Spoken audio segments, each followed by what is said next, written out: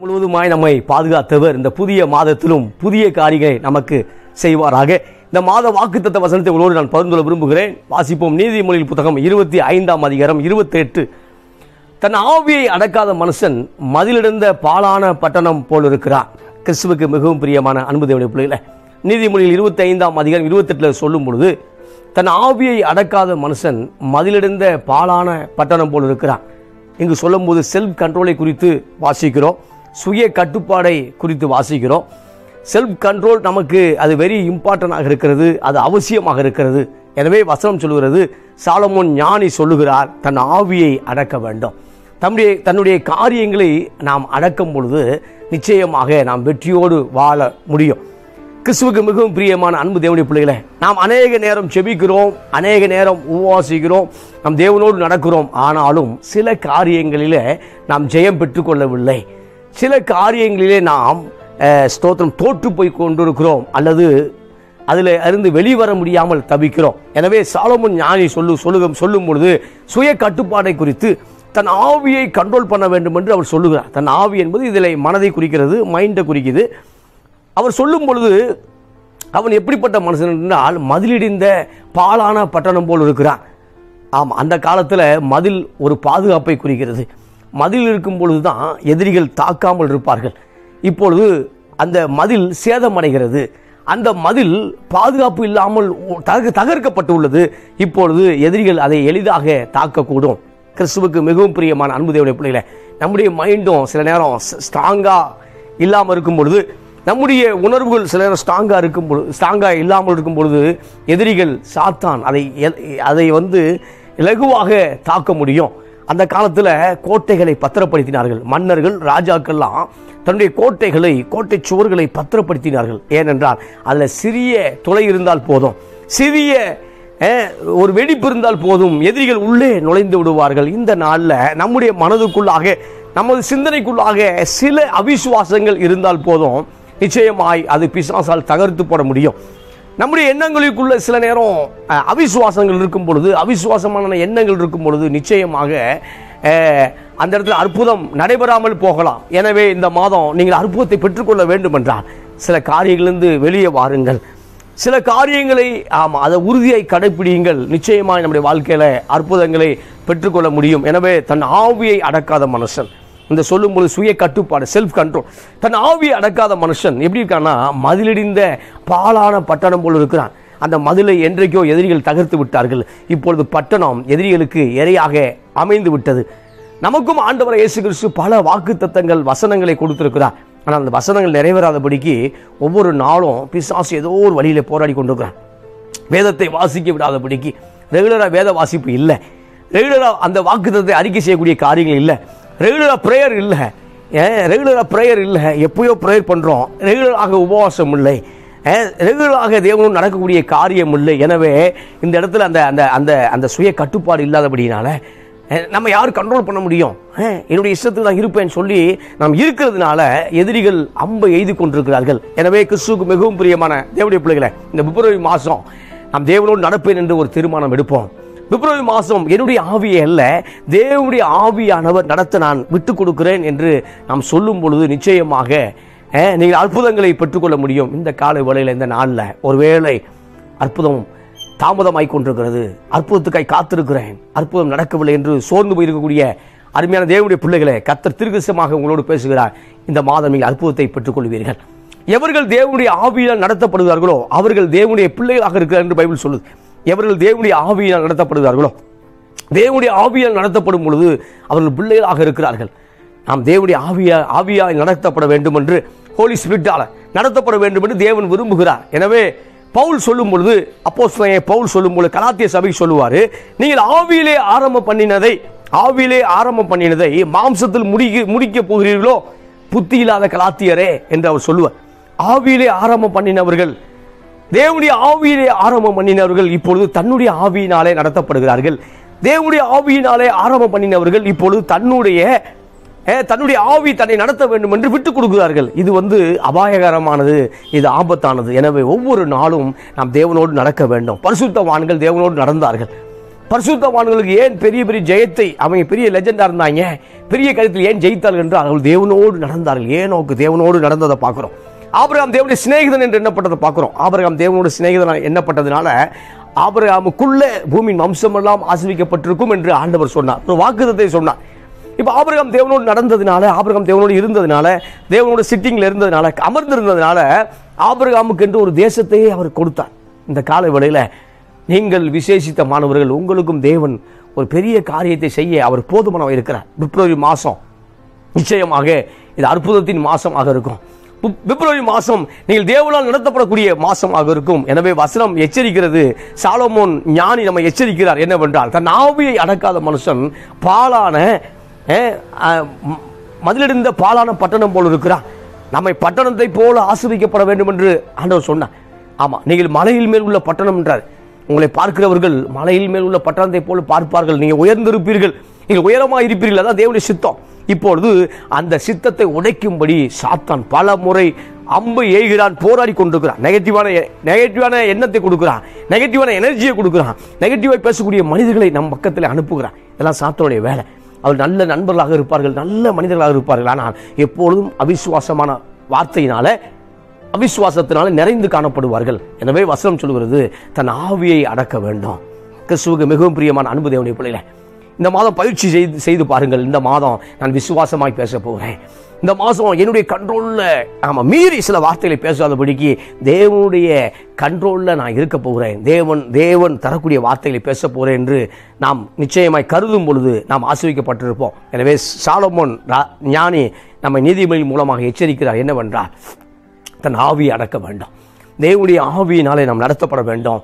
சில நேரம் ஆவியால் நம்ம நடத்த விடாதபடி சில ஆவிகள் நம்ம என்ன செய்யணும்னா, நம்மை கண்ட்ரோல் பண்ணிகிட்டே இருக்கோம், நம்ம பலவீனப்படுத்தி கொண்டே இருக்கோம். அந்த பலவீனப்படுத்தக்கூடிய ஆவியிலிருந்து கர்த்தருடைய ஆவியார் இந்த நாளில் நான் உங்களை விடுவிக்கிறேன். ஆமாம், என்ன பலவீனப்படுத்தும் அப்படின்னா, ரெகுலராய் ஜெப வாசிப்பு இல்லாதபடிக்கு, ரெகுலராய் வேத வாசிப்பு இல்லாதபடிக்கு, ரெகுலராய் தேவனோடு நடக்க விடாதபடிக்கு, ஏதோ ஒரு காரியத்தில் உங்களை மந்தப்படுத்தி கொண்டிருக்கிறோம். அந்த மந்தத்தின் ஆவியிலிருந்து கர்த்தருடைய ஆவி அந்த நாளில் உங்களை விடுவிக்கிறேன். ஆமாம், அவிசுவாசங்கள் சில நேரம் அது மேகம் போல, ஒரு காரிருள் போல ஒரு அவிசுவாசம் உங்களை தாக்கலாம். ஆமாம், பிள்ளைகளுடைய காரியத்தை சிந்திக்கும் பொழுது நீங்கள் கலக்கம் அடையலாம், வேதனை அடையலாம். கடன் பிரச்சனை யோசிக்கும் பொழுது, விட முடியாத பாவங்களை யோசிக்கும் பொழுது கலக்கம் அடையலாம், வேதனை அடையலாம். அது காரிருள் மேகம் போல் இருக்கலாம். இந்த கால வேளையில் நீதியின் சூரியன் உதிக்கும். கர்த்தர் உங்களோடு இருக்கிறார், நீங்கள் ஜெயம் பெறுவீர்கள். ஸ்தோத்திரம். எனவே இத்தனை திரளான சாட்சிகள் இருக்கு என்று அதில் எபிரேயர் 12ஆம் அதிகாரம் 1 வாசிக்கிறோம். மேகம் போன்ற திரளான சாட்சிகளை கவனித்து பாருங்கள். எபிரேயர் 11ஆம் அதிகாரத்தில் விசுவாசத்தை குறித்து விசுவாச வீரர்களுடைய பட்டியலை பார்க்கிறோம். இப்படிப்பட்டவர்களை கவனித்து பாருங்கள். கவனித்து பார்க்கும் பொழுது அந்த காரிருள் என்கிற மேகம் நிச்சயமாக உங்களை விட்டு விலகி போகும். நீங்கள் ஆசீர்வதிக்கப்பட்டவர்கள். எனவே பலவீனப்படுத்தக்கூடிய ஆவி என்றால் அவிசுவாசமாய் பேசக்கூடிய காரியங்கள், பலவீனப்படுத்தக்கூடிய ஆவி என்றால் அற்புதம் நடக்கவில்லை என்கிற ஒரு ஆணித்தரமான அவிசுவாசம், அதுக்கப்புறம் நம்மளோடு தேவையில்லாத போராடி கொண்டிருக்கக்கூடிய காரியங்கள், இதெல்லாம் ஸ்தோத்திரம் நம்மை என்ன செய்யுது அப்படின்னா நம்ம ஒரு இது பண்ணுது.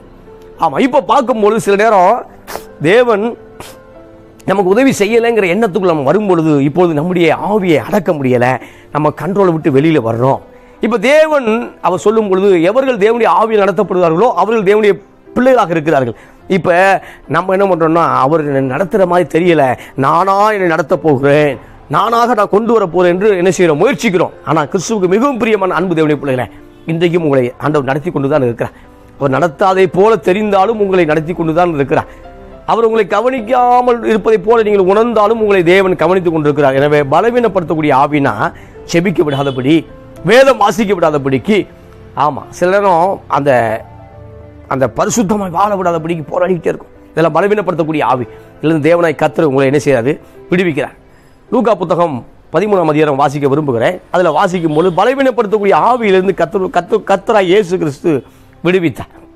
லூக்கா புத்தகம் 13ஆம் அதிகாரம் அதில் 10லிருந்து வாசிக்கும் பொழுது, ஒரு ஓய்வு நாளில் அவர் ஜெப ஆலயத்தில் போதகம் பண்ணி கொண்டிருந்தார்.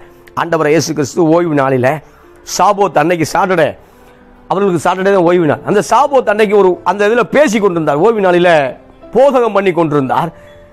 லூக்கா 13:11 வாசிக்க விரும்புகிறேன். அப்பொழுது 18 வருஷமாய் பலவீனப்படுத்தும் ஆவியை கொண்ட ஒரு ஸ்திரீ அங்கே இருந்தால், அவள் எவ்வளவனும் நிமிரக்கூடாத கூனியாக இருந்தாள். இயேசு அவளை கண்டு தம்மிடத்தில் அழைத்து, ஸ்திரியே, உன் பலவீனத்திலிருந்து விடுதலையாக்கப்பட்டாய் என்று சொல்லி அவள் மேல் தமது கையை வைத்தார். உடனே அவள் நிமிர்ந்து தேவனை மகிமைப்படுத்தினார். கிறிஸ்துவுக்கு மிகவும் பிரியமான அன்பு தேவனை பிள்ளைகளே, திருச்சபை போய் கொண்டிருந்தாலும் ஒரு பலவீனப்படுத்தக்கூடிய ஆவி, திருச்சபைக்கு போய் கொண்டிருந்தாலும் அவளுடைய சுகத்தை கண்ட்ரோல் பண்ணக்கூடிய ஒரு ஆவி, திருச்சபைக்கு போய் கொண்டிருந்தாலும் அவளால் விசுவாசமான வாழ்க்கையில தொடர்ந்து பிரயாணப்படப்படாதபடி ஒரு கேள்விக்குரிய உண்டாகக்கூடிய ஒரு ஆவி. இப்போ 18 வருஷம், ஒரு 80 நாள் அல்ல, 8 மாதங்கள் அல்ல, எவ்வளோனா 18 வருஷம். இந்த அம்மா பிறவியிலிருந்து கூனி என்று எழுதப்படவில்லை. ஏதோ ஒரு ஒரு விபத்தில், ஏதோ ஒரு காரியத்தில் இந்த அம்மா கூனியாக்கப்பட்டிருக்கிறாள். இப்போ பார்க்கும்போது வசனம் சொல்கிறது, எவ்வளவு வேணும் நிமிர முடியாத கூனியாக இருந்தால். ஆனால் இப்போ போய் இயேசுகிட்ட போய் இந்த அம்மா ஜெபிக்கல. இயேசுகிட்ட போய் ஜெபிக்கல, இயேசு அவளை சந்திக்கிறார். கிறிஸ்துவுக்கு மிகவும் பிரியமான அன்பு தேவனுடைய பிள்ளைகளே, கிறிஸ்து உங்கள் வாழ்க்கையை சந்திக்கிறார், கிறிஸ்துவின் பிள்ளைகளை சந்திக்கிறார், கிறிஸ்துவின் தொழிலை சந்தித்து உனக்கு அற்புதங்களை இந்த மாதம் வழங்குகிறார். இந்த மாதம் அற்புதங்கள் வழங்கக்கூடிய மாதம். இந்த மாதம் நீங்கள் முற்றிலும் ஜெயம் கொள்ளக்கூடிய மாதம், பாவத்திலிருந்து முற்றிலும் ஜெயிக்கக்கூடிய மாதம். இந்த மாதம் விடுதலையின் மாதம். அதை சொல்லும் பொழுது அந்த 18 வருஷம் வியாதியோடு போராடி கொண்டிருக்க, நிமிர முடியவில்லை, கூனியாக்கப்பட்டிருக்கிறார். நம்முடைய வாழ்க்கையில் நிமிர முடியாதபடி சூழ்நிலை இருக்கிறது. பிசினஸில் நிமிர முடியவில்லை, ஊழியத்தில் நிமிர முடியவில்லை, பல காரியங்கள் நிமிர முடியாதபடிக்கு நம்மளை இன்னும் பிசாசு கொட்டிக்கிட்டே இருக்கான். இப்போ அந்த இடத்துல இயேசுவின் பிரசன்னம் அதிகமாக தேவைப்படுகிறது. சில பேருக்கு ஒரு நாள் பாசிங் போட்டாவே அற்புதம் நடந்துடும். சில பேருக்கு 10 நாள் பாசிங் போட்டால் தான் அற்புதம் நடக்கும். சில பேருக்கு இன்னும் கொஞ்சம் டேட்டு கொஞ்சம் கூட வரலாம். எனவே அவன் ஒரு நாள் போட்டான், நான் ஒரு நாள் போட்டேன்னா அது அவனுக்கு வேறு டிசைனு, நமக்கு வேறு டிசைனு. சூப்பரில் இங்கே பார்க்கும்பொழுது 18 வருஷம் இந்த அம்மா ஒரு சாபத்தையும் ஒரு சாட்டர்டே ப்ரேயரையும் மிஸ் பண்ணலை. அந்த சாபத்துக்கு அந்த ஒரு இதையும் மிஸ் பண்ணலை. அந்த ஒவ்வொரு வாரமும் மிஸ் பண்ணவில்லை. ஃபாதர் ஆஃப் காடை மிஸ் பண்ணலை, யெகோவாவை மிஸ் பண்ணலை, யாவே மிஸ் பண்ணலை. ஒவ்வொரு வாரமும் யாவே மிஸ் பண்ணலை, யெகோவா தேவனை மிஸ் பண்ணவில்லை. எனவே மிஸ் பண்ணாமல் இருந்தனால தான் இங்கே சன் ஆஃப் காட் வர்றாரு. Praise the Lord. இந்த 18 வருஷம் கூனியா இருந்த பெண் யெகோவா தேவனை மிஸ் பண்ணவில்லை, தேவனாய் கர்த்தரை மிஸ் பண்ணல, ஃபாதர் காடை மிஸ் பண்ணல. ஃபாதர் காடை மிஸ் பண்ணாததுனால இங்க பார்க்கும்போது சன் ஆஃப் காட் வாழ்க்கையில் அற்புதம் செய்யறாரு. உங்க வாழ்க்கையில சன் ஆஃப் காட் அற்புதத்தை செய்ய முடியும். எனவே இயேசு அவளை நோக்கி அங்க பார்க்கிறோம். இயேசு அவளை கண்டு தமிழத்தில் அழைக்கிறார், கூப்பிடுறார். காலை இந்த இடத்துல இயேசு அவளை அழைத்து, உன் பலவீனத்திலிருந்து விடுதலையாக்கப்பட்டாய் என்று சொல்லி அவள் மேல கையை வைக்கிறார். இந்த கால வேளையில இந்த பிப்ரவரி மாசம் உங்க தொழில் மேல கையை வைக்கிறார். இந்த பிப்ரவரி மாசம் உங்களுடைய ஆசீர்வாதத்து மேல கையை வைத்து அதை மல்டிப்ளை ஆக்குறார். இந்த மாசம் உங்களுடைய எல்லா காரியங்கள் மேல கர்த்தர் கையை வைக்கிறார். கையை வைத்து அதை பெருக செய்கிறார். அதை குரோத் பண்றார். குரோத் பண்ணி உங்களை ஆசீர்வதிக்கிறார். எதெல்லாம் அது மலடு தன்மையா இருக்கிறதோ அதை பெருகும்படி கையை வைக்கிறார். எதெல்லாம் குன்றி போயிருக்கிறதோ அது பெருகும்படி கைகளை வைக்கிறார். இந்த கால வேளையில இப்ப பார்க்கும்போது அந்த அம்மா ஒவ்வொரு வாரமும் சரியாக ஃபாதர் காடை மிஸ் பண்ணல, யெகோவா தேவனை மிஸ் பண்ணல. இப்ப அதனால சன் ஆஃப் காட் வந்து அற்புதம் செய்கிறாரு. அற்புதம் செய்த உடனே சில பேர் கோபம் அடைகிறார்கள். அதுல பார்க்கிறேன், லூக்கா 13ஆம் அதிகாரம் 14 சொல்லும்போது, இயேசு ஓய்வு நாளிலே சொஸ்தமாக்கினபடியா ஜெப ஆலய தலைவன் கோபம் அடைந்து ஜனங்களை நோக்கி, வேலை செய்கிறதுக்கு 6 நாள் உண்டே, அந்த நாட்களில் நீங்கள் வந்து சொஸ்தமாக்கி கொள்ளுங்கள், ஓய்வு நாளில் அப்படி செய்யலாகாது என்றான். இன்னைக்கு செய்யக்கூடாது, அற்புதம் செய்யக்கூடாது, நீங்கள் மற்ற நாள் வந்துருங்க சொல்லி இயேசு ஒரு மிகப்பெரிய அற்புதத்தை செய்தார். அது அவன் எப்படி ஈஸியாக எடுத்தான்னு தெரியல. ஒரு மிகப்பெரிய அற்புதம். 18 ஆண்டுகள் அதே தேவாலயத்துக்குள்ளாக ஜெபாலயத்துக்குள்ளாக அந்த பெண்மணி சென்றிருந்தால், இப்பொழுது ஜெபாலய தலைவன், அங்கே ஒரு பிரிஸ்ட், அங்கே ஒரு ஆசாரியன், அங்கே ஒரு லேவியன், யாரோ ஒருவர் இறைவனிடம் ஜெபம் பண்ணி சுகத்தை கொடுத்திருக்க வேண்டும். ஏனென்றால் 80 நாள் அல்ல, 8 மாதம் அல்ல, 18 வருஷம். 8 வருஷம் அல்ல, 18 வருஷம். இப்போ அவ்வளோ வருஷம் இருக்கும் பொழுது இவர்கள் எப்படியாவது ஒவ்வொரு வருஷமாவது கொஞ்சம் கொஞ்சமாக நிமித்தி அந்த அம்மாவை நிமிர்ந்து நடக்க செய்திருக்க வேண்டும். ஆனால் மாறாக அவர்கள் அப்படி செய்யாமல் இயேசு அற்புதம் செய்தார். இப்பொழுது இயேசுவிடத்தில் அவர்கள் கோபப்பட முடியவில்லை, மாறாக மக்களை துரத்தினார்கள். இந்த காலை வேளையில கிறிஸ்துவை அதிகமாக நேசிக்க சில நேரம் நாம் சமுதாயத்தினால் சங்கத்தினால் துரத்தப்படக்கூடிய சூழ்நிலை வரலாம். ஆனால் சோர்ந்து போக வேண்டாம். ஏனென்றால் வானத்தையும் பூமியும் உண்டாக்கின கர்த்தர் உங்கள் பக்கம் இருக்கிறார். இப்பொழுது மக்கள் மேலே ஜெப ஆலய தலைவன் கோவப்பட்டார். இந்த ஜெப ஆலய தலைவன் என்பவன் போன வட்டம் பார்த்தோம், இந்த எவிரை போல ஒரு தலைவன், ஜெப ஆலய தலைவன். எவிர் ஒரு ஜெப ஆலய தலைவன். அதே போல ஒருவர் அவர் இவரான்னு தெரியாது, இவர் ஒரு ஜெப ஆலய தலைவன். இவன் துரத்துறாங்க. என்ன துரத்துறாங்கன்னா, அற்புதத்தை மற்ற நாளில் பெற்றுக்கொள்ளுங்கள், இன்னைக்கு போங்க அப்படின்றாங்க. உன்னை கர்த்தர் அவனுக்கு பிரயுத்தமாக, மாயக்காரனே, உங்களில் எவனாயிலும் ஓய்வு நாளில் எருதையாவது கழுதையாவது குளிக்கல விழுந்தா தூக்கி விட மாட்டானா, அது தண்ணி காமிக்க மாட்டானான்னு சொல்லி அவர் பேசுகிறார். பேசும்பொழுது 16 முக்கியமான ஒரு வசனம் லூக்கா 13:16 சொல்லும்பொழுது, இதோ சாத்தான் 18 வருஷமாய் கட்டி இருந்த ஆபிரகாமின் குமாரத்தி ஆகிய இவளை ஓய்வு நாளில் இந்த கட்டிலிருந்து அவிழ்த்து விட வேண்டியதில்லையா என்றார். ஆமாம், ஓய்வு நாளில் இந்த கட்டிலிருந்து, ஆமாம் கட்டு, இந்த கட்டில் கிடையாது, ஒரு கட்டு, சாத்திரம் வைக்கக்கூடிய கட்டு. இங்கே சொல்லும்பொழுது ஓய்வு நாளில் இவ்வளோ ஆபிரகாமின் குமாரத்தி, ஆமாம் ஜெப ஆலயத்திலிருந்து துரத்தி விடுறது யாரு? ஒரு யூதன். இந்த அம்மா யாரு? யூத பெண்மணி. ஆமாம், ஜெப ஆலயத்தில் துரத்தி விட்டது யாரு? ஆபிரகாமின் குமாரன், ஆபிரகாமின் சந்ததி. சுகமானது யாரு? ஆபிரகாமின் குமாரத்தி. இங்கே பார்க்கும் பொழுது நம்முடைய வாழ்க்கையிலும் சில நேரம் உறவுகள் நம்மை புரிந்து கொள்ளாமல் துரத்தி விடுவார்கள். உன்னை இடிந்து போன போது உட்காரக்கூடாது. ஆமாம், அவன் புரியலை, அவன் புரிந்து கொள்ளவில்லை, இவன் புரிந்து கொள்ளவில்லைன்னு சொன்னோடனே தேவ ஆவியானவரால் நடத்தப்பட்டு கொண்டு நாம் கோவப்பட்டு நம்மால் நடத்தப்படக்கூடாது. இங்கே பார்க்கும்போது ஆபிரகாமுடைய குமாரத்தை விடுவித்தார். ஏதோ ஒரு புறஜாதிகள் இங்கு வந்து அவர்கள் சுகமாகவில்லை. ஒரு பெலிஸ்தீரியர்களோ, ஒரு கானானியர்களோ அல்லது அமலேக்கியர்களோ யாரோ வந்து சுகமாகவில்லை. மாறாக ஆபிரகாமுடைய குமாரத்தை தான் சுகமானால். ஆனால் ஜெப ஆலய தலைவன் கோபம் அடைந்தான். இந்த நாளில் நம்முடைய வாழ்க்கையில் அற்புதம் நடக்கும் பொழுது எதிரிகள் கோபம் அடைவார்கள். நீங்கள் ஆசிரியப்படும் பொழுது, பணக்காரராய் மாறும் பொழுது, நீங்கள் தேவனோடு நடக்கும் பொழுது உங்கள் உறவுகளும் உங்கள் சொந்த பந்தங்களும் எரிச்சல் அடைவார்கள், கோபம் அடைவார்கள். ஆமாம், நீங்கள் அதிகமாக ஆத்தும ஆதாயம் பண்ணி உங்கள் சபை விரிவாகும் பொழுது மற்ற ஊழியர்கள் பொறாமைப்படுவார்கள், தவறாய் பேசுவார்கள். இந்த விமர்சனங்களை கடந்து போக வேண்டும். ஆபிரகாம் குமாரத்தை அதை கடந்து போனார், கிறிஸ்து அதை கடந்து போனார். இப்போ சொல்லும் பொழுது அவர் சொல்றாரு 13ஆம் அதிகாரம் 18 பலவீனப்படுத்தக்கூடிய ஆவி. இந்த ஆவி என்னன்னா, 18 வருஷம் அவளை நிமிர்ந்து நடக்க விடாதபடிக்கு, ஆமாம் யாரையும் நேருக்கு நேரம் பார்க்க முடியலை, இயற்கை அழகுகளை ரசிக்க முடியவில்லை, எதையுமே பார்க்க முடியல. ஆமாம், எவ்வளவு வேணும் நிமிர முடியாத கூனி என்று போட்டிருக்க அண்டர்லைன் இந்த பைபிள். அதில் பார்க்குறோம் அண்டர்லைன் இந்த வேர்டு, எவ்வளவு வேணும் நிமிர முடியாத கூனி. ஆனால் கர்த்தர் என்ன செய்யறாருன்னா, அவளை நிமிர்ந்து நடக்க செய்த இந்த காலை வேளையில உங்களை நிமிர்ந்து நடக்க செய்வா. இந்த பிப்ரவரி மாதம் நீங்கள் நிமிர்ந்து நடப்பீர்கள். Praise the Lord. இந்த பிப்ரவரி மாதம் உங்களுக்குள்ளாக விசேஷித்த அபிஷேகம் பெருகும். ஆமென். எனவே ஆண்டவர் சொல்லும் பொழுது, அவள் சாத்தான் கட்டி வைத்திருந்தான். இந்த நாளில் சில குடும்பங்களை சாத்தான் கட்டி வச்சிருப்பான். சில பாவங்களை நம்ம அடிக்ட் ஆகியிருப்போம். நம்ம அதை விரும்பியே செய்ய மாட்டோம். சில பாவங்களை விரும்பியே செய்ய மாட்டோம். ஏன்னா அதில் பழக்கப்பட்டதுனால அது அப்படியே ஒரு தொடர்கதையாக, அவள் ஒரு தொடர்கதை மாதிரி தொடர்கதையாக போயிட்டே இருக்கு. இந்த நாளில் அந்த பழக்கப்பட்ட எதுலெல்லாம் அடிக்ட் ஆகிருக்கோம், அது விபச்சாரமாக இருக்கலாம், சாரையாக இருக்கலாம், குடியாக இருக்கலாம், எது அடிக்ட் ஆகும், அதிலிருந்து கர்த்தராகிய இயேசு கிறிஸ்து இந்த நாளில் உங்களை விடுவிக்கிறார். திருச்சபை விடுவிக்கிறார், ஊழியக்கான குடும்பங்களை விடுவிக்கிறார். அதில் சொல்லும்போது 17ஆம் வசனம் லூக்கா 13:17 சொல்லும் பொழுது, அவர் அப்படி சொன்ன போது அவரை விரோதித்திருந்த அனைவரும் வெட்கப்பட்டார்கள். ஜனங்கள் எல்லாரும் அவரால் செய்யப்பட்ட சகல மகிமையான செய்கைகளை குறித்து சந்தோஷப்பட்டார்கள். இப்போ சந்தோஷம் உண்டாகிறது. ஆமாம், எதுக்கு சந்தோஷம் உண்டாகிறதுனா, ஆபிரகாமின் குமாரத்தை விடுவித்தாரு. இத்தனை ஆண்டுகள் அற்புதத்துக்காய் காத்திருந்தோமே, இப்பொழுது மேசியா வந்தார். மேசியா வந்து அற்புதத்தை செய்தார் என்று விசுவாசித்தார். இன்னொரு வசனத்தை வாசிக்க விரும்புகிறேன். அப்போஸ்தலர் 16ஆம் அதிகாரம் 16 சொல்லும் பொழுது, நாங்கள் ஜெபம் பண்ணுகிற இடத்துக்கு போகையில் குறி சொல்ல ஏவுகிற ஆவியை கொண்டிருந்த, குறி சொல்லுகிறதுனாலே தன் எஜமானுக்கு மிகுந்த ஆதாயத்தை உண்டாக்கின ஒரு பெண் எங்களுக்கு எதிர்பட்டார். அவன் பவுலையும் எங்களையும் பின்தொடர்ந்து வந்து, இந்த இடத்துல பவுல்னு சொல்லும்போது பவுல், சீலா, லூக்கா இவங்கெல்லாம் ஒரு டீம். இந்த டீம் வந்து செய்கிறாங்கன்னா ஊழியத்தை செய்து கொண்டிருக்காங்க. இப்போ ஜெபம் பண்ண போகையில் குறி சொல்லக்கூடிய ஒரு பெண் எதிர்பட்டாள். இவள் தன்னுடைய எஜமானுக்கு மிகுந்த குறி சொல்வதனால மிகுந்த ஆதாயத்தை உண்டு பண்ணினான். என்னன்னா, குறியேக்க போவாங்க, காணாமல் போன ஆடு எங்கே இருக்குன்னு குறியேக்க போவாங்க. ஆமாம், இவர்கள் பிசாசை கொண்டு பதில் சொல்லுவார்கள்.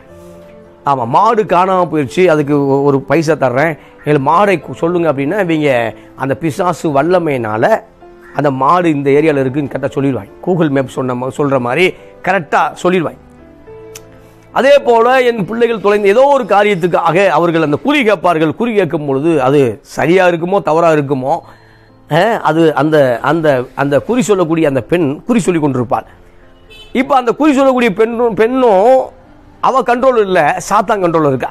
இந்த குறி சொல்லக்கூடிய பெண்ணும் இப்போ அவள் கண்ட்ரோல் இல்லை, ஒரு எஜமான் கண்ட்ரோல் இருக்கா. இப்போ அவளை வச்சு ஆமாம் இவங்க ஒரு டீம் படைச்சிக்கிட்டு இருக்காங்க. இவங்க டீமை ஜெபிக்க போகிறார்கள்.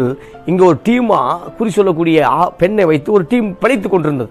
ஆமாம், வருமானத்தை ஈட்டி கொண்டிருந்தது. இப்பொழுது அந்த பெண் 17ஆம் வசனம் அப்போஸ்தலர் 16:17 சொல்லும் பொழுது, அவன் பவுலையும் எங்களையும் பின்தொடர்ந்து வந்து, இந்த மனுஷர் உன்னதமான தேவனுடைய ஊழியக்காரர், ரட்சிப்பின் வழியை நமக்கு அறிவிக்கிறார் என்று சத்தமிட்டார்.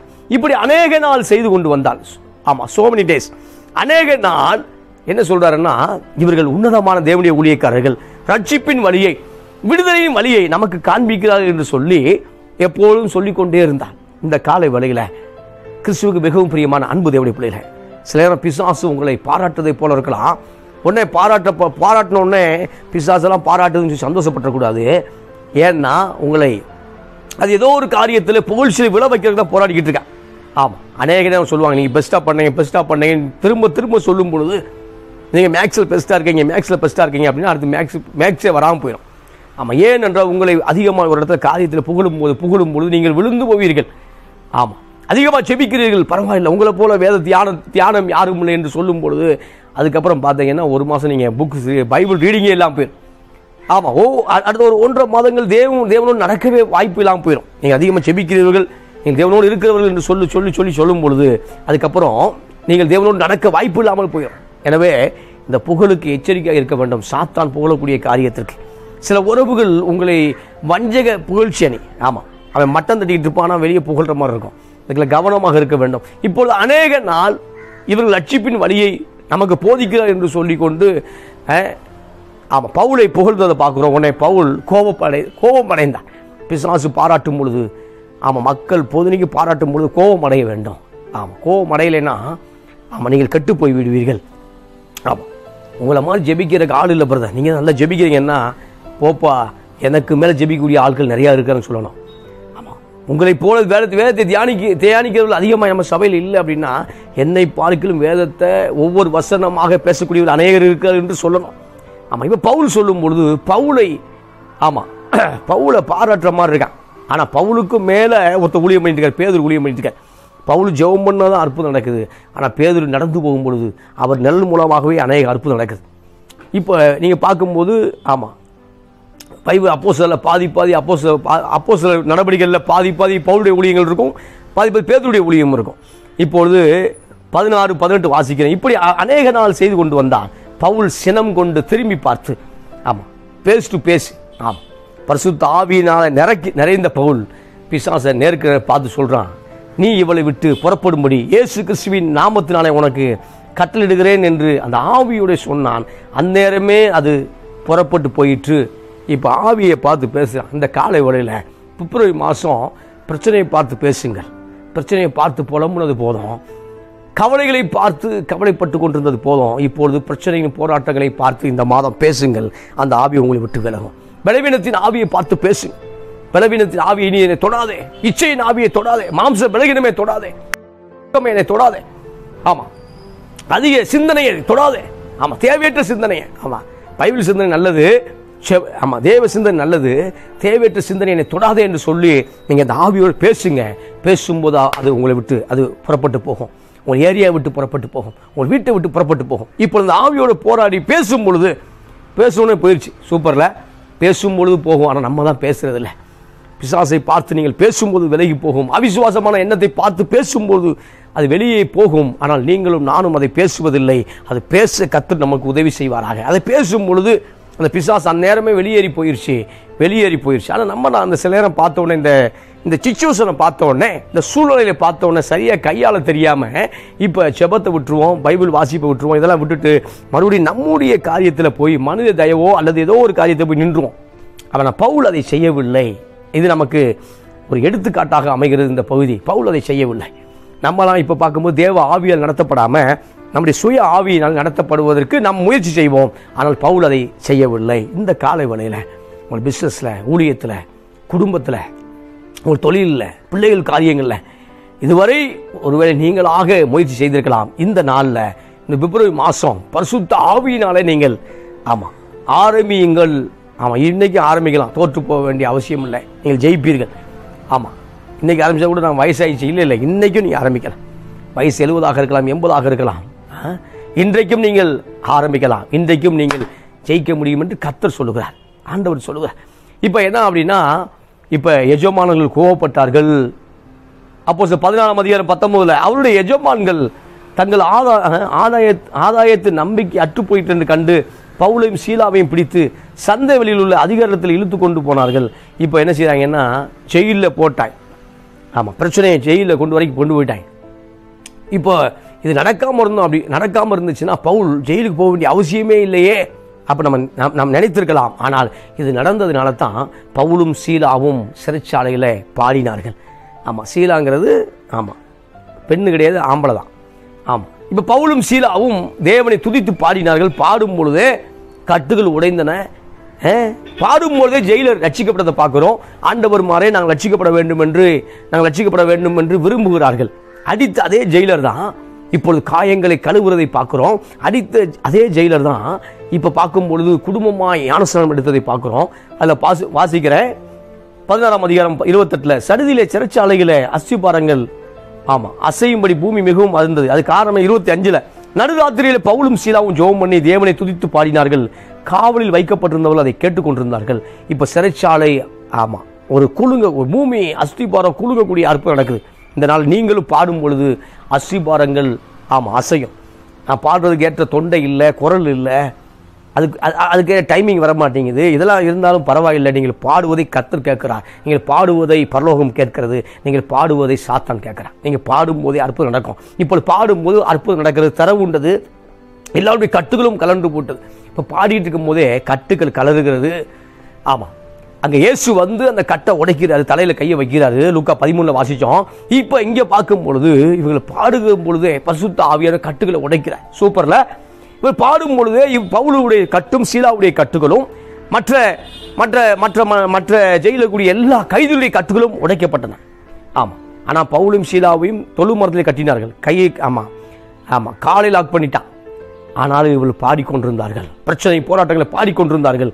சிறைச்சாலைக்காரன் நித்திரை தெளிந்து சிறைச்சாலை கதவுகள் திறக்கப்பட்டிருக்கிறதை கண்டு இப்போ கதவும் திறந்துருச்சு, எல்லாம் திறந்துருச்சு. மக்கள்லாம் ஓடி போயிட்டாங்க, கைதிகள் ஓடி போட்டாங்கன்னு சொல்லி இப்போ தன்னைத்தானே சூசைட் பண்ண விரும்புகிறான். அப்போ 28 பவுல் மிகுந்த சத்தமிட்டு, நீ உனக்கு கெடுதி ஒன்றும் செய்து கொள்ள வேண்டாம், நாங்கள் எல்லாரும் இங்கே தான் இருக்கிறோம். அப்பொழுது தீபங்களை கொண்டு வர சொல்லி உள்ளே ஓடி நடுங்கி பவுலுக்கு சீலாவுக்கும் முன்பாக விழுந்து அவரை வெளியே அழைத்து வந்து, ஆண்டவர் மாறே ரட்சிக்கப்படுவது நான் என்ன செய்ய வேண்டும் என்றான். கர்த்தர் இயேசு கிறிஸ்துவை விசுவாசி, அப்படி நீயும் வீட்டாரும் ரட்சிக்கப்படுவார்கள் சொன்ன உடனே அவனுக்கும் அவன் வீட்டிலும் யாவருக்கும் அவருடைய கர்த்தருடைய வசனத்தை நினைச்சாங்க, போதித்தார்கள். 33 அதான் மேட்ரு. மேலும் ராத்திரியிலே அந்த நேரத்தில் தானே அவன் அவர்களை அழைத்து கொண்டு போய் அவருடைய காயங்களை கழுவினான். அவனும் அவனுக்கு அனைவரும் உடனே ஞானஸ்நானம் பெற்றார்கள். நைட்டிலே ரட்சிப்பு. அந்த ஒரு நைட்டில் ஒன்றேல அப்பம் பொழுதே ரட்சிப்பு விடுதலை உண்டாயிருச்சு. அப்பம் பொழுதே ஞானஸ்நானம் எடுத்ததை பார்க்குறோம். இன்னைக்கு ஞானஸ்நானத்துக்கு டிலே பண்ணிகிட்டே இருக்கான். ஞானஸ்நானத்துக்கு டிலே பண்ணிகிட்டே இருக்கான். ஆனால் இங்கே பார்க்கும்பொழுது அப்பொழுதே ஏற்றுக்கொண்டார்கள். அப்பொழுதே எந்த கை பவுலும் சீலாமை அடித்ததோ அந்த கையே காயங்களை ஆற்றினது, காயங்களை கழுவினது, இரத்த கரையை கழுவினது. இப்போ அதே கை மூலமாக இதே பவுல் கை மூலமாக அடித்த கை கரங்கள் உள்ளவர்கள் ஞானஸ்நானம் பெற்றார்கள். ஆமென். எனவே இந்த இடத்துல வாசிக்கும் பொழுது இந்த ஆவியை திறத்தலைன்னா ஜெயிலுக்கு போக வேண்டிய அவசியம் இல்லை. நம்முடைய வாழ்க்கையிலும் பார்க்கும் பொழுது இந்த காரியத்தை ஏன் தொட்டேன்னு தெரியல, அதை தொடாமல் இருந்தேன்னா நான் கண்டிப்பாக எனக்கு இந்த பிரச்சனை வந்திருக்காது நம்ம நினைக்கலாம். இப்போ பவுல் சினங்கொண்டு அந்த பிசாசை குறி சொல்லக்கூடிய ஆவியை துரத்துறதுனால தான் ஜெயிலுக்கு வர வரைக்கும் போக வேண்டிய நிலைமை உண்டானது. ஆனால் ஜெயில் வரைக்கும் போனதுனால ஜெயிலர் ரட்சிக்கப்பட்டார். இப்போ ஜெயிலர் ஒரு அதிகாரி ரட்சிக்கப்பட்டதுனால கண்டிப்பான முறையில் அநேகர் இயேசுவை ஏற்றுக்கொண்டிருக்க முடியும். எனவே கிறிஸ்துவுக்கு மிகவும் பிரியமான அன்பு தேவனுடைய பிள்ளைகளை, கிறிஸ்துவுக்கு மிகவும் பிரியமான தேவனுடைய பிள்ளைகளை, கர்த்தர் சொல்லக்கூடிய வார்த்தை என்னென்றால், சில காரியத்தினால் சோர்ந்து போக வேண்டாம். உங்கள் ஆவியை அடக்காமல் போயிடாதீங்க, உங்கள் மனதை அடக்காமல் போயிடாதீங்க. ஆமாம், முழு மனதோடு ஆண்டவரை பின்பற்றினவர்கள் இப்பொழுது முழு மனதை வேறொரு காரியத்தில் நீங்கள் வைத்திருக்கிறீர்கள், அடிஷன் ஆகிருக்கீங்க. அதுலேருந்து வெளியில் வாங்க. முழு மனதோடு உன் தேவனாய் கர்த்தரிடத்தில் அன்பு கூறுவாயாக என்று சொன்ன வாக்குத்தத்தை கடைப்பிடித்த நீங்களும் நானும் இப்பொழுது முழு மனதோடு எதையோ பார்த்துக்கிட்டு இருக்கோம், ஏதோ பண்ணிக்கிட்டு இருக்கோம். ஆமாம், உடம்பு சரியில்லைன்னு சொல்லி டாக்டரை பார்க்கும் பொழுது, ஆமாம் உடம்பு சரியில்லை, ஃபுட் பாய்சன் ஆயிடுச்சுன்னு சொல்லும் பொழுது, ஏதோ ஒரு காரியத்தில் அலர்ஜி ஆயிடுச்சுன்னு ஒரு டாக்டரை பார்க்கும்பொழுது டாக்டர் சொல்லுவார், நேற்று என்ன நீங்கள் சாப்பிட்டீங்க அப்படின்னு கேட்பாங்க. ஏன் நேற்று என்ன சாப்பிட்டீங்க கேட்டாங்க அப்படின்னா, இன்றைக்கு உடம்பு சரியில்லை, இன்னைக்கு என்ன பிரச்சனைனா நேற்று நான் சாப்பிட்டது பிரச்சனை, நேற்று நான் குடித்த பானம், அதை குடித்த ட்ரிங்க்ஸ் பிரச்சனை, அது டீயோ காஃபியாக இருக்கலாம். இப்போ அதை வச்சு தான் இன்னைக்கு ரிசல்ட் சொல்கிறத பார்க்குறோம். அதே மாதிரி தான் நேற்று நான் என்ன நடந்தனோ ஆவிக்குரிய வாழ்க்கையில் அதை வச்சு தான் இன்னைக்கு நம்ம அறுக்க முடியும். இன்னைக்கு ஏதோ அற்புதத்தை எதிர்பார்க்குறோம். இல்லை 2024 நாம் என்ன செய்தோமோ, எவ்வளவு ஜெபித்தோமோ, எவ்வளவு 2024 எவ்வளவு நாம் ஆண்டவருக்காக நம்ம உள்ளே ஆயத்தமாக்கணுமோ, அதை வச்சு தான் 25 ஆசீர்வாதமாக இருக்கும். எனவே யாரும் பயப்பட வேண்டிய அவசியம் இல்லை. கெட்டு போயிட்டோமோ பயப்பட வேண்டிய அவசியம் இல்லை. 25 நம்ம இன்னமும் பரிசுத்தமாக, இன்னமும் ஆண்டவரோடு நடந்தால், இன்னமும் விசுவாசமான வார்த்தையை பேசினால், இன்னமும் தேவனுடைய காரியத்துக்காக தேவனுக்காக இன்னும் அதிகமாக நாம் செயல்பட்டால், நிச்சயமாக 2026 இன்னமும் நாம் அபரிவிதமாக ஆசீர்வாதத்தை பெற்றுக்கொள்ள முடியும். எனவே நம்முடைய வயலில் எதையோ ஒரு விதைச்சிட்டு, ஏதோ ஒரு காரியத்தை விதைச்சிட்டு நல்ல காரியத்தை எதிர்பார்க்க முடியாது. ஆமாம், கோதுமையை விதைச்சிட்டு என் வயலில் நான் நெல்லை எதிர்பார்க்கக்கூடியது முட்டாள்தனமானது. எனவே நான் அவிசுவாசமாக போன மாதம் முழுவதும் பேசுகிறேன், அவிசுவாசமாக நடந்து கொண்டேன், தேவன் மேலே கோவப்பட்டேன், என் ஆவியை அடக்காமல் நான் என்னென்னமோ பண்ணிட்டு இந்த மாதம் நான் பெஸ்ட்டாக இருக்குன்னு பார்த்தேன் அப்படின்னா அது முடியாத காரியமாக இருக்குது. அதான் நடைமுறை சாத்தியம். இப்போ அது மாறணும் அப்படின்னா இந்த மாதம் நான் ஒப்பு கொடுக்கணும், இந்த மாதம் நான் சரியாக வாழணும், இந்த மாதம் நான் யார்கிட்ட பேசணும்னு ஆவியார்ட்ட கேட்கணும், யாருடைய நண்பர்களை நான் எந்த காரியத்தில் நான் நடக்க வேண்டும் என்று ஆண்டவரை கேட்கணும், ஐடியாட்ட கேட்கணும். ஆமாம், இவரோடு இந்த சகோதரியோடு தொடர்ந்து பழகலாமா, இந்த சகோதரோடு தொடர்ந்து பழகலாமா, இதெல்லாம் சில ஐடியாக்கள் கேட்கணும். இதெல்லாம் கேட்டு எல்லாத்துக்கும் ஒரு சில ஐடியா ஆவியார்ட்ட கேட்கணும். அவர் சொல்லுவார், உணர்த்துவார், பேசுவார், ஏதோ ஒன்று பண்ணுவார், பண்ணாமல் இருக்க மாட்டேன். இப்போ அதெல்லாம் பண்ணால் அதை நடந்துட்டேன்னா மார்ச் என்ன செய்யணும், பெஸ்ட்டாக போயிடும். ஆமே, இன்னொரு வசனத்தை வாசிக்க விரும்புகிறேன். அப்போ கடந்த நாட்களை குறித்து தான் இந்த நாளில் ரிசல்ட்டாக இருக்குது. அதனால தான் டாக்டர் என்ன சாப்பிட்டீங்க கேட்குறேன், நேற்று என்ன சாப்பிட்டீங்க, அதை வச்சு தான் ஆமாம் மெடிசனை எழுதுறான். இதை பார்க்கும்போது கிறிஸ்துவுக்கு மிக பிரியமான அனுமதி பிள்ளைல. எனவே நான் நேற்று என்ன பண்ணேன், அதை வச்சு தான் இன்றைக்கி நான் ஊழியத்தில் அல்லது நம்முடைய குடும்பத்தில் நம்முடைய காரியத்தில் நாம் அதை அறுவடை செய்ய முடியும். வசனம் சொல்லுகிறது 1 தெசலோனிக்கேயர் புத்தகம் 5ஆம் அதிகாரம் 1 தெசலோனிக்கேயர் 5ஆம் அதிகாரம் 19 சொல்லும்போது, ஆவியை அவித்து போடாதீர்கள். அப்போ நம்முடைய ஆவியை நமக்கு அவித்து போட உரிமை உண்டுன்னு எழுதப்பட்டிருக்கு. நம்மளால் பரிசுத்த ஆவியானவர் சொல்ல கேட்காம வாழ முடியும், நம்மளால் நம்முடைய ஆவியினாலும் நடத்தப்பட முடியும், நம்மளால் நம்முடைய ஆவி செய்யக்கூடிய காரியத்தில் போக முடியும்னு எழுதப்பட்டிருக்கு. எனவே பவுல் சொல்கிறாரு தெசலோனிக்கே சபையை பார்த்து, தெசலோனிக்கேயரே நீங்கள் ஆவியை அவித்து போட வேண்டாம். ஆமாம், ஆவியை அவித்து போட வேண்டாம். சில பேர் ஆவியை அவித்து போட்டாங்க அப்படின்னா செபிக்க மாட்டேன், வேத வாசிக்க மாட்டேன், தோல்வியில் நான் இருக்கிறேன், இனி ஆண்டவருக்கு எனக்கு சம்பந்தம் இல்லை என்று சொல்லக்கூடிய காரியம் தான் ஆவியை அவித்து போடக்கூடிய காரியம். ஏன்னா இதெல்லாம் விட்டுட்டு அதில் 5:15 வாசிப்போம், நல்லாயிருக்கும். ஆமாம், ஒருவனும் மற்றவனும் செய்யும் தீமைக்கு தீமையை செய்யாதபடி பாருங்கள், உங்களுக்குள்ளும் மற்ற யாவருக்குள்ளும் எப்பொழுதும் நன்மை செய்ய நாடுங்கள். 16 எப்பொழுதும் சந்தோஷமாயிருங்கள். ஆமாம், எப்போதும் சந்தோஷமாயிருங்க. அது முடியாத காரியம் சார், முயற்சி பண்ணி பாருங்கள். 17 இடைவிடாமல் ஜெபம் பண்ணுங்கள். இது நடக்காத காரியம். ஆமாம், முயற்சி பண்ணுங்கள். நடக்காத காரியம், இது முயற்சி பண்ணுங்கள், இடைவிடாமல் ஜெபம் பண்ணுங்கள். 16 எல்லாவற்றிலும் ஸ்தோத்திரம் செய்யுங்கள், அப்படி செய்வதே கிறிஸ்து இயேசுவுக்குள் உங்களுக்கு கிறிஸ்து தேவனுடைய சித்தமாக இருக்கிறது. எல்லாவற்றுக்கும் ஸ்தோத்திரம் பண்ணுறதுக்கு வாய்ப்பே இல்லை, ஆனால் வாய்ப்பை உருவாக்கி கொள்ளுங்கள். ஆமாம், வாய்ப்பை உருவாக்கி கொள்ளுங்கள். தேவன் தந்த எல்லா காரியத்துக்கும் ஸ்தோத்திரம். ஆமாம், எல்லாத்துக்கும் ஸ்தோத்திரம். வேலை கிடைக்கல, ஸ்தோத்திரம், அது கிடைக்க வைப்பார். ஆமாம், இந்த இடத்துல ஒரு நமக்கு சௌகரியம் இல்லை, அசௌகரியமாக இருக்கிறது, ஸ்தோத்திரம், அதை மாற்றுவார். இப்போ எல்லாவற்றுக்கும் ஸ்தோத்திரம் செய்யுங்கள், அப்படி செய்வதே கிறிஸ்து இயேசுவுக்குள் உங்களை குறித்து தேவனுடைய சித்தமாக எல்லாத்துக்கும் ப்ரைஸ் பண்ணிட்டாரு, எல்லாத்துக்கும் ஸ்தோத்திரம் பண்ணிட்டாரு. ஆமாம், ஸ்தோத்திரம் ஸ்தோத்திரம் ஸ்தோத்திரம் ஸ்தோத்திரம் பண்ணிட்டாரு. அதை சொல்ல சொல்ல சொல்ல சொல்ல உனக்குள்ள இருக்கக்கூடிய ஆவி, பரிசுத்த ஆவியான உன்னை சரியான பாதையை உனக்கு கைடன் பண்ணுவார், நடத்துவார், உனக்கு கைடு பண்ணி நடத்துவார். இப்போ அப்படி செய்வதுதான் தேவனுடைய சித்தம். காட்ஸ் வில்ல என்னன்னா, நீ ப்ரைஸ் பண்ணிகிட்டே இருக்கணும், எல்லாத்துக்கும் ப்ரைஸ் பண்ணிகிட்டே இருக்கணும், அதாவது காட்ஸ் வில். இப்போ சொல்லும் போது தான் அதுக்கப்புறம் தான் வசனம் சொல்லுது 19 ஆவியை அவித்து போடாதீர்கள். ஆமாம் ஆமாம், இட்லி அவிக்கிற மாதிரி அவிச்சிடாத.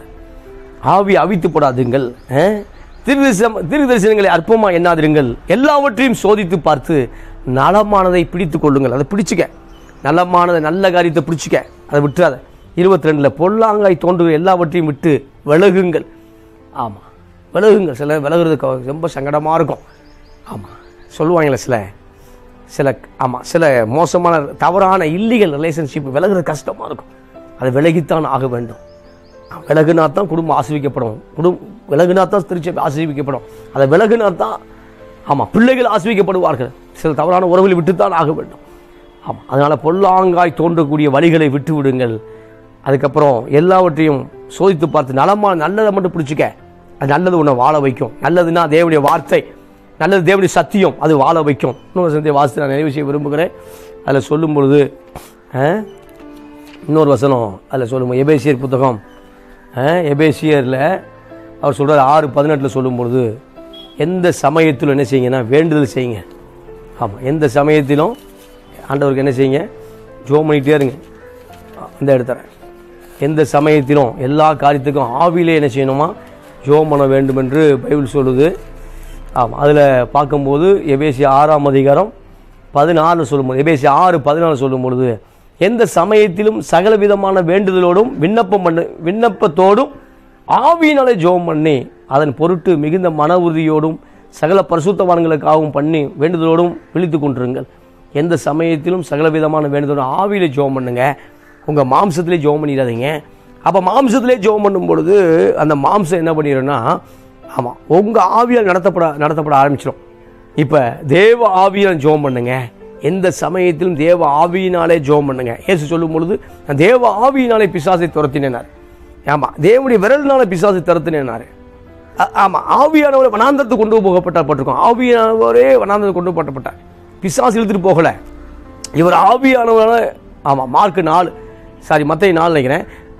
இவர் பிசாசு ஜெயிப்பதற்காக ஆவியானவரால் வனாந்தரத்துக்கு கொண்டு போகப்பட்டார். கொண்டு போய் அங்கே வச்சு பிசாசு கேட்கக்கூடிய ஒவ்வொரு வார்த்தைக்கும் இவர் என்கவுண்டர் வேலை அடிக்கிறார். டம்மு அடிக்கிறார். பிசாசு பேசக்கூடிய ஒவ்வொரு வார்த்தைக்கும் இவர் பதில் பேசுகிறார். அதுக்காக பிசாசு பைபிள்லேருந்தே பேசுகிறார், இவரும் பைபிள்லேருந்து ஒரு வார்த்தையை பேசுகிறார். சரியாக பதிலை அளிக்கிறார். அப்போ ஆவியானவர் என்ன செஞ்சார், நடத்தப்படுவார். அவர் ஞானஸ்நானம் எடுத்த பிறகு பரிசுத்த ஆவியானவர் புறாவை போல இயேசு மேலே அமர்ந்திருந்தார்.